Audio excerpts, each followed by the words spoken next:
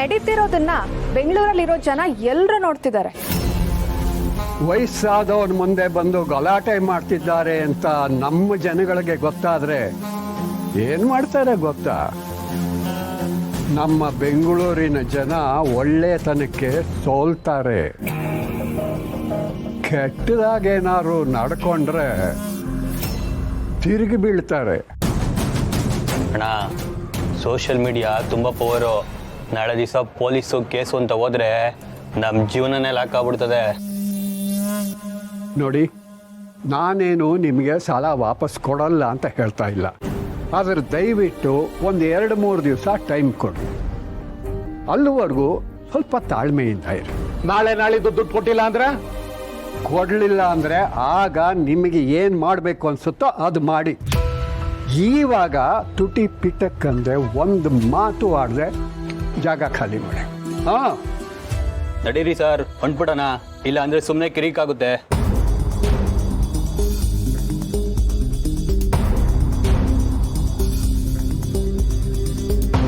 ತಾತ, ಸೂಪರ್ ತಾತ, ನೀವು ನಿಜವಾಗ್ಲೂ ಹೀರೋನೆ.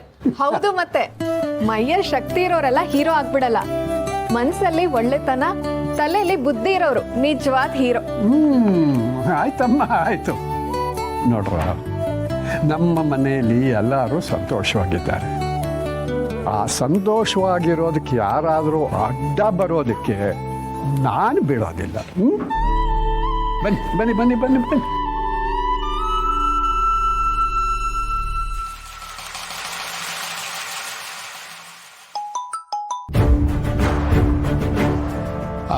ಮೇಡಮ್, ನಾವು ಸೈನ್ ಮಾಡ್ಕೊಟ್ಟಿರೋ ಡಾಕ್ಯುಮೆಂಟ್ ಆ ಮುತ್ಗುನ್ ಹತ್ರ ಇದೆ ಮೇಡಮ್. ಆ ಡಾಕ್ಯುಮೆಂಟ್ ಅವನ ಹತ್ರ ಇರೋವರೆಗೂ ನಾವು ಏನು ಮಾಡಕ್ ಆಗೋದಿಲ್ಲ. ನಾಳೆ ದುಡ್ಡು ಕೊಡ್ತೀನಿ ಅಂತ ಹೇಳಿದಾನೆ.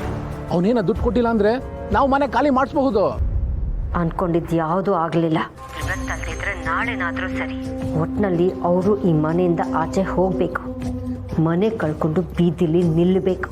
ನಾನು ಹೇಳದ್ನಲ್ಲ ಮೇಡಮ್, ಆ ದತ್ತ ಸಾಮಾನ್ಯದವನಲ್ಲ. ಆಯ್ತು ಬಿಡಿ, ನಾಳೆ ಏನಾಗುತ್ತೆ ನೋಡ್ಕೊಳ್ಳೋಣ. ದತ್ತ ತನ್ನ ಜಾಣತನದಿಂದ ಇವತ್ತೇನೋ ತಪ್ಪಿಸ್ಕೊಂಡಿರ್ಬೋದು. ಆದರೆ ಅಷ್ಟು ದುಡ್ಡನ್ನು ನಾಳೆನಾದರೂ ಹೇಗೆ ಅರೇಂಜ್ ಮಾಡ್ತಾನೆ? ನಾಳೆ ಅವನು ಬೀದಿಗೆ ಬೀಳಲೇಬೇಕು.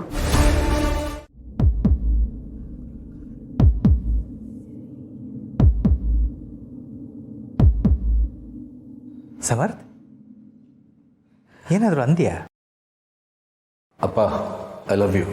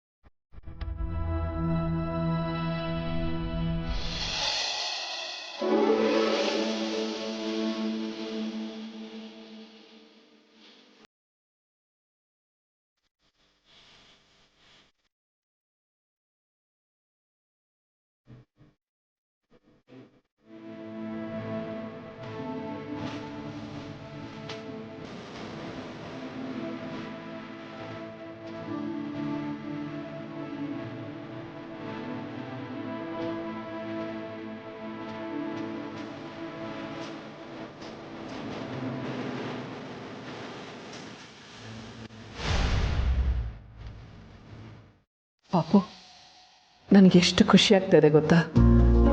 ಆ ಖುಷಿನ ಮಾತುಗಳಲ್ಲಿ ಹೇಳೋಕ್ಕೆ ಆಗ್ತಾ ಇಲ್ಲ. ನಿನ್ನೆ ನೀನು ಬಂದು ನನ್ನ ಬೈಕಿಗಳೇನು ಅಂತ ಕೇಳಿದೆ ಅಲ್ವಾ? ನಿಜ ಹೇಳ ಪಾಪು, ನನ್ನ ಮನಸ್ಸಲ್ಲಿದ್ದಿದ್ದ ಬೈಕಿಗಳನ್ನೆಲ್ಲ ನೀನು ಈಡೇರಿಸಿದ್ಯಾ. ನನ್ನ ಕನಸನ್ನು ನನಸು ಮಾಡಿಬಿಟ್ಟೆ ಪಾಪು. ಈ ಒಂದು ದಿನಕ್ಕೋಸ್ಕರನೇ ನಾನು ಕಾಯ್ತಾ ಇದ್ದೆ. ಇಷ್ಟು ವರ್ಷ ಆದಮೇಲೆ ನಿನಗೆ ಮತ್ತೆ ತಂದೆ ಪ್ರೀತಿ ಸಿಗುತ್ತೆ ಅನ್ನೋ ನಂಬಿಕೆ ಬಂತಲ್ಲ, ನನ್ನ ಜನ್ಮ ಸಾರ್ಥಕ ಆಯಿತು ಪಾಪು. ಅಮ್ಮ, ಅವ್ರು ನನಗೋಸ್ಕರ ಮಾಡ್ತಿರೋ ಹೋರಾಟ, ತೋರಿಸ್ತಿರೋ ಪ್ರೀತಿ, ಕಾಳಜಿ, ಅವ್ರು ನಿನ್ನ ನೋಡ್ಕೊಳ್ತಿರೋ ರೀತಿ, ಇದೆಲ್ಲದ್ರ ಮುಂದೆ ನಾನು ಸೋತೋದೆ. ಅವ್ರನ್ನ ಮೆಚ್ಚಿಸ್ಬೇಕು ಅಂತನೋ ಅಥವಾ ನಿನ್ನ ಖುಷಿ ಪಡಿಸ್ಬೇಕು ಅಂತನೋ ಆ ಮಾತುಗಳನ್ನ ಹೇಳಲಿಲ್ಲ. ನನಗೆ ಗೊತ್ತಿಲ್ಲದೇನೆ ನನ್ನ ಹೃದಯ ಆ ಪದನ ಹೇಳಿಸ್ಬಿಡ್ತು. ನನ್ನ ಹೃದಯ ಆಲ್ರೆಡಿ ಅವ್ರನ್ನ ಅಪ್ಪ ಅಂತ ಒಪ್ಕೊಂಡ್ಬಿಟ್ಟಿದೆ ಅಮ್ಮ. ನಾನು ಹೇಳಿದ್ದು ನನ್ನ ಹೃದಯದ ಮಾತು. ಈಗ ಈ ಸೀಮಂತದ ಕಾರ್ಯಕ್ರಮಕ್ಕೆ ಒಂದು ಅರ್ಥ ಬಂತು. ತಾಯಿ ಬೈಕೇನ ಮಗ ಈಡೇರಿಸ್ತಾನೆ. ಮಗನ ಮಾತಿಂದ ತಾಯಿಗೆ ಸಂತೃಪ್ತಿ, ಖುಷಿ. ವಾಹ್, ಇನ್ನಿದಕ್ಕಿಂತ ಏನು ಬೇಕು? ಅಮ್ಮ, ನನಗೂ ಅಷ್ಟೇ. ನಿನ್ನ ಖುಷಿ ಮುಂದೆ ನನಗೇನು ಬೇಕಿಲ್ಲ. ನೀನು ಯಾವಾಗಲೂ ಖುಷಿಯಾಗಿರಬೇಕು. ಅದಕ್ಕೋಸ್ಕರ ನಾನು ಏನು ಬೇಕಾದರೂ ಮಾಡ್ತೀನಿ. ಈ ಮನೆ ಯಾವಾಗ ನಂದು ಗೋಕುಲವಾಗುತ್ತೋ ಅಂತ ಕನಸು ಕಾಣ್ತಾ ಇದ್ದೆ.